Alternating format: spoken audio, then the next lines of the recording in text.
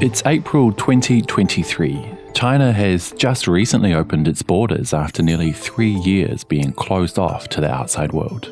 I've been here the whole time and am about to end my longest time away from New Zealand. The longest time Rewi Alley ever spent away from New Zealand in one go was much longer, 23 years. My first stop, Christchurch, the largest city in New Zealand's South Island, with a population of around 380,000.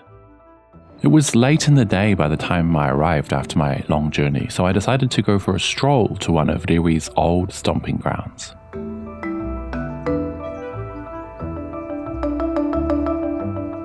In my boyhood and youth, I liked to play rugby football, he wrote.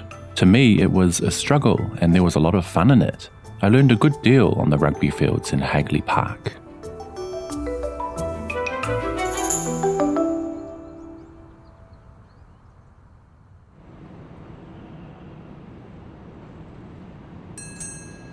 The next morning I met up with Bruce Harding, a former teacher at Christchurch Boys High School, where Rewi was a student from the age of 15 in 1912. So this is the former Boys High School site? Yes, opened in 1881. Wow. So it's not a school today? No, today it's a mix of art and craft shops and galleries. So Rewi would be very familiar with this old building? Oh yes, he came here every day from 1912 to 1915. Wow. Would have come in through the doors and under the arches. Bruce is extremely knowledgeable about all things Rewi, and I was particularly interested in finding out about how he first came to hear about the man and what New Zealanders in general thought about him. I think they wouldn't know who he was. That's the first problem. No, he's one of our best kept secrets. I actually think he should be on a banknote or a coin or in some other form of memorial. I can recall hearing him on the radio. I was a sort of national radio boffin.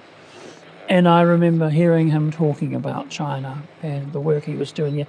And that was in the lead up to New Zealand normalising relations with China in 1972. I loved the boys' high school in Christchurch with all the fervour of a young heart, Rewi wrote before confessing. I'm afraid I was not at all a model student. So as a teacher at Rewi's old school, what kind of student does Bruce think he was? He got matriculation from primary school, which not everybody did in his era, which is just before the First World War. And so he was clearly had a good IQ and was capable. But his father must have damaged his self-esteem a bit. And so I think he got turned off formal learning in an assiduous sense. I think he read a lot as well as played hard and was physical as a boy. But he was never going to be a conformist. He was never going to want to join the New Zealand Public Service or become a lawyer or a doctor or an accountant. No. Rewi developed a fixation with fighting in the war after learning his older brother had been killed. When the message came out that Eric had been killed in France, I became even more impatient of any delay and determined I would follow him, he wrote. In 1916, at the age of just 19, he was on his way to the front. And I think Rewi would have thought, I've fought a war for a bunch of crook, robber baron capitalists. And that would have radicalised him. He was a very kind man of deep heart. And I admire him hugely for that. While I would love to have kept chatting with Bruce all day, I had to move along to my next stop. I headed across town to have a cuppa with Eric Livingstone, a former president of the New Zealand-China Friendship Society who spent decades researching Rewi's life. Ah, Andy. Hey, Eric, nice to meet you. Welcome. Thank you. He even owns most of the 60 books Rewi published during his 6 decades living in China. Oh, this has a note. Rewi Alley is my greatest hero. I became interested in Rewi Alley because when I first went to China, I found the crucial thing was the connection that Rewi had made. He had promoted New Zealand-China countries both being friendly and to establish diplomatic relations. And when I was in Beijing, I heard that the Australian government said that they wished they had a Rewi Alley that would improve their relationships with China. So they were quite envious of New Zealand through having being treated as an old friend because of Rewi. Eric is obviously very fond of Rewi, so I had to ask what he would say to the man if he had a chance to meet him today. Thank you. Thank you for what you did for New Zealand and China relations. Thank you for being the man that you were and the example you have given us for generations to come. And one day New Zealand will really realise what you've done.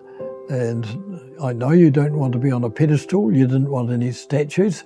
There's only 30 in China now, either museums, streets, or, parks or statues to you now, but we want your memory kept as an example to future generations.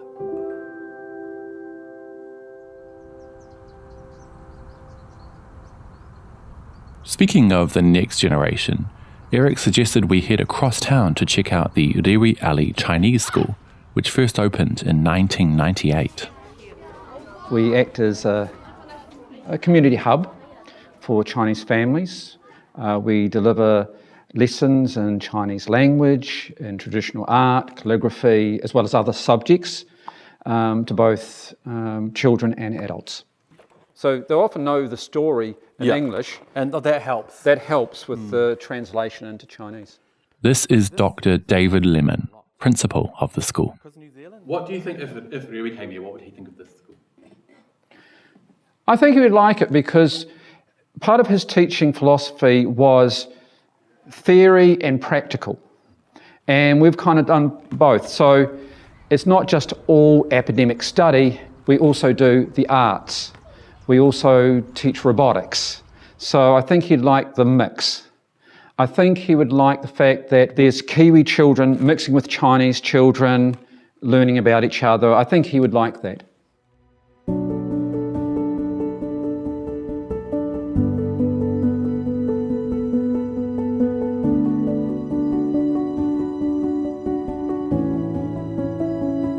The next morning I found myself in a bit of a deja vu moment as I drove across the Canterbury Plains towards Springfield, where Rewi was born on December 2nd, 1897. Despite being a Kiwi, I'd never visited this part of the country before and actually felt like I was back in Shandan, driving across the Gansu Desert. Today, Springfield has a population of just 380.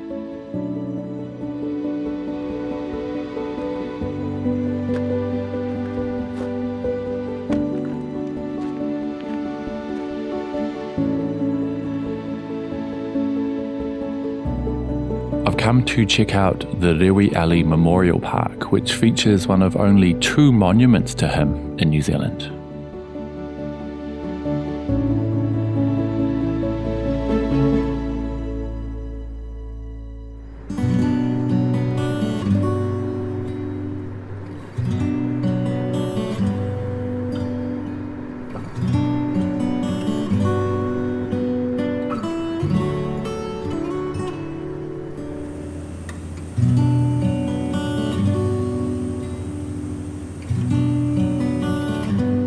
Welcome to Wellington, my hometown. Population 422,000. The weather? Well, just as I remember it. I'm heading out to Lower Hutt, about a 20-minute drive, to meet Kate Roberts, head of the preservation team at Ngā Taonga, New Zealand's audiovisual archive. Oh, more beta tapes, is it? Yeah, so that is news, that's all news programs that have been archived and they get regularly used to review old stories. Are these scraps? Kate has pulled out a few film reels of Rewi material, including the documentary Gung Ho, Rewi Alley of China, that they gave me a copy of 3 years ago. So that would be the whole program? Yes. Wow. But that's not what I've come for. Kate and the team have uncovered a never-before-broadcast interview with Rewi from 1960, just after he arrived back in New Zealand for the first time in 23 years. And they've digitised it, especially for me. Yes, I think that China is a real force for peace. I think that's something we've all got to be grateful for. China is a a country that has no interest in going outside its borders, none at all. She has enormous possibilities for development, and these possibilities give her young men hope. And I think we should be especially grateful that now we have a people rising up and standing on its own feet, willing to be friends. Truly, what an amazing find.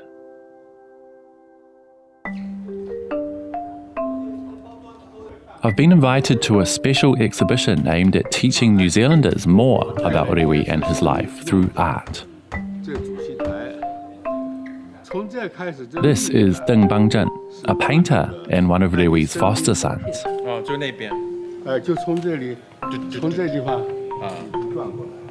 He's organised this exhibition with his sculptor wife, Lu Bo, who turns out to be the artist who made the sculpture we saw in Springfield.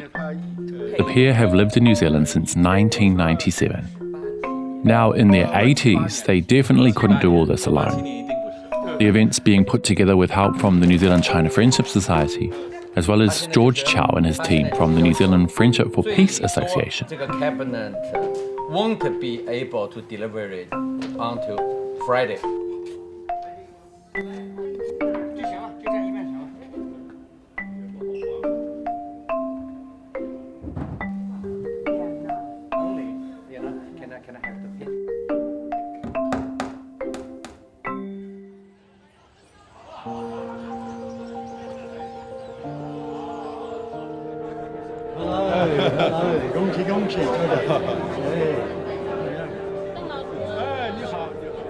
这个展览啊，在惠灵顿举办的这个展览是我们多年的梦想，因为我们一直想，我们这么多年收集的有关爱老的资料啊、图片啊，还有他的文物、他的遗物，我们都想有一个机会在路易艾利的家乡，在他家乡的首都惠灵顿能够举办一次展览。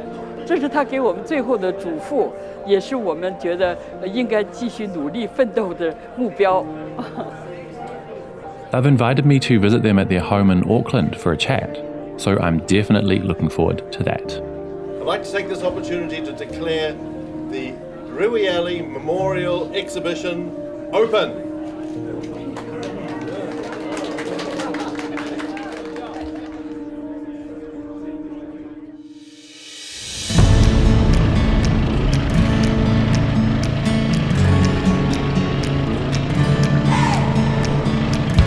The next day I was soaking wet, covered in mud and four-wheeling it over dirt roads with Rewi's nephew Morris Alley. We're heading to a remote and isolated farm in Moyawatia Valley, some 40 kilometres from the nearest town and a 3-hour drive from Wellington.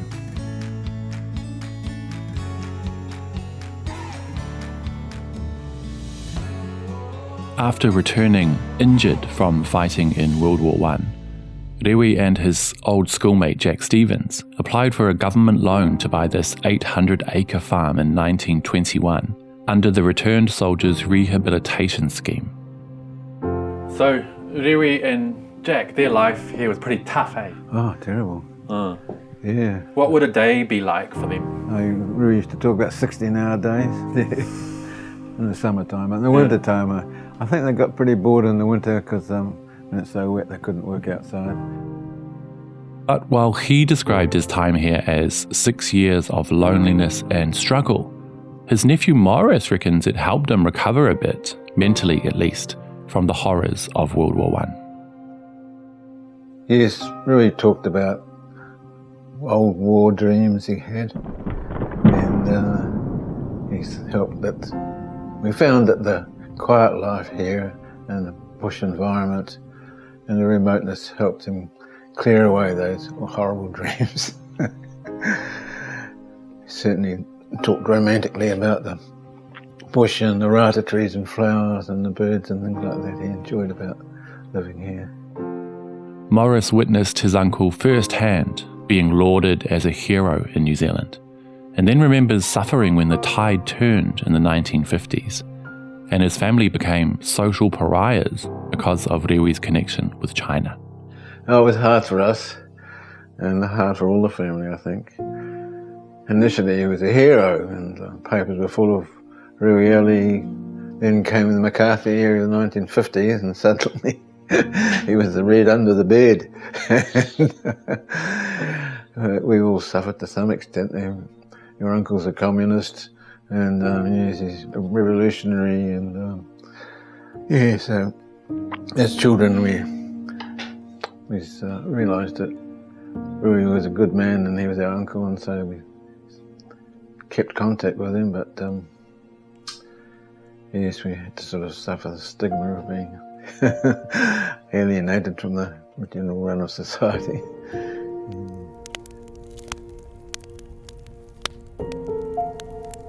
Morris is now part of a trust that looks after the farm here, which has now been listed as a protected site of historical importance.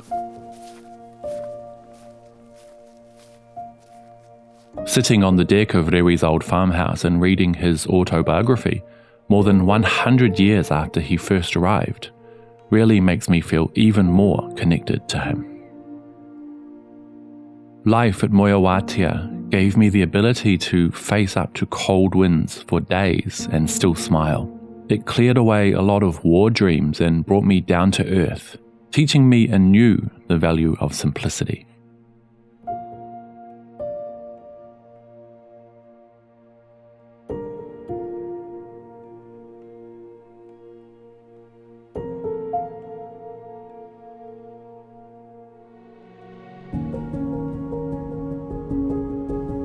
My last stop is Auckland, New Zealand's largest city, home to 1.65 million. I'm off to see some new friends. Grandma Lu and Grandpa Deng have lived in New Zealand for the past 25 years, and they've invited me over for a chat. 这样的老照片，你看，像这都是，这是我画那个像，就根据这个。 Deng was fostered by Rewi at the age of 9. His parents were both dead by the time he was just 7 years old. 有别的人会觉得他可怜，说你那么小就没有妈妈也没爸爸了，你好像是很可怜的人。他说我从来不觉得自己可怜啊，我有艾丽，这个虽然不是亲爸爸，可是他跟爸爸一样啊，甚至比中国的父亲好像跟孩子更亲密一些。你有时候。 真爸爸妈妈要是弄不好，打你个屁股啊！他艾老从来没给我发过脾气。然后他就说 Lu met him 10 years later when she and Deng had decided to get married. 上大学以后，我们两个真的成了男朋友女朋友的时候，他才告诉我，他说他认识路易艾黎，是个新西兰人。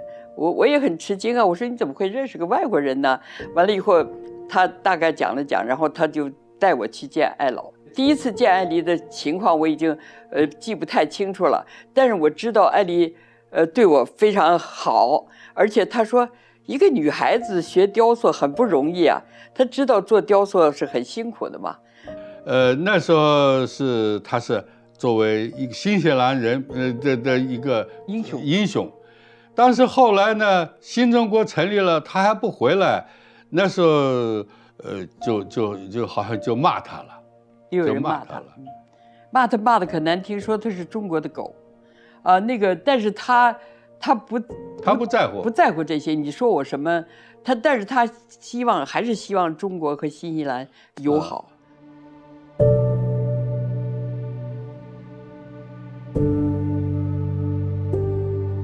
As the sun set on my last day in New Zealand before heading back home to Shanghai, Grandpa Deng and Grandma Lu are taking me to see their pride and joy. A statue of Rewi overlooking an Auckland playground that Grandma Lu sculpted herself. 更好吧，社会更好，孩子们健康成长，所以我就要有一个表现一个希望的感觉，你有没有感觉？有，就是充满了希望的看着这个世界，看着未来。 Like I mentioned earlier, this is one of only 2 prominent sculptures of Rewi in New Zealand. While some Kiwis believe Rewi was a traitor, others are working on ensuring his legacy of friendship and understanding between China and New Zealand lives on. I truly hope they succeed.